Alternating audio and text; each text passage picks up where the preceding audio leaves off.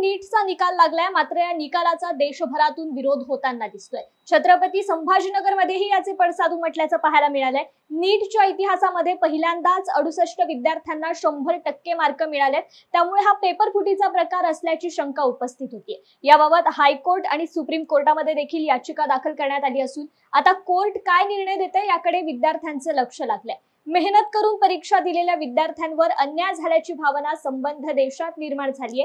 या पार्श्वभूमीवर छत्रपती संभाजीनगर येथील क्रांती चौकात विद्यार्थ्यांनी आंदोलन केलंय। याचा आढावा घेतलाय आमचे प्रतिनिधी संजय आहेर यांनी।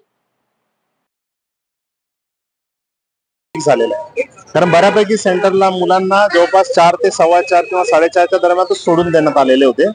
कारण नीटचा रूल आहे, एक्झामचा रूल असा आहे की पूर्ण एक्झाम झाल्याशिवाय, टाइम झाल्याशिवाय बाहेर मुलांना सोडता येत नाही।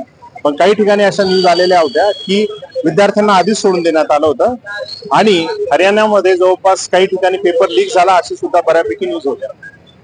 अशामध्ये ज्यावेळेस रिझल्ट लागला तर रिझल्ट मध्ये जवळपास 68 स्टुडंटने आउट ऑफ मार्क मिळवले, 720 पैकी 700, जे की इम्पॉसिबल आहे। कारण नीट सारख्या एवढ्या नॅशनल एक्झाम मध्ये एवढे मार्क येणं अपेक्षित नाही। आधीपर्यंत मागच्या वर्षी जवळपास 2 ते 3 विद्यार्थीचे 720 पैकी 720 होते। मग एवढा आकडा का वाढला? तर एनटीएने सांगितलं की ज्या सेंटरवर विद्यार्थ्यांना पेपर द्यायला उशीर झालेला आहे तर अशा विद्यार्थ्यांना ग्रेस मार्क त्यांनी दिले होते। असे जवळपास 1500 ते 1600 विद्यार्थ्यांना त्यांनी ग्रेस मार्क दिले, जे की एनटीएच्या ब्रॉशर मध्ये कुठेही दिलेला नाही। अशी सिस्टम ही ऑनलाईन एक्झाम मध्ये असते ग्रेस मार्क देण्याची। एकंदरीत तुम्हाला काय वाटतं, हा जो काय पेपर फुटीचा प्रकार आहे का काय आहे नेमका?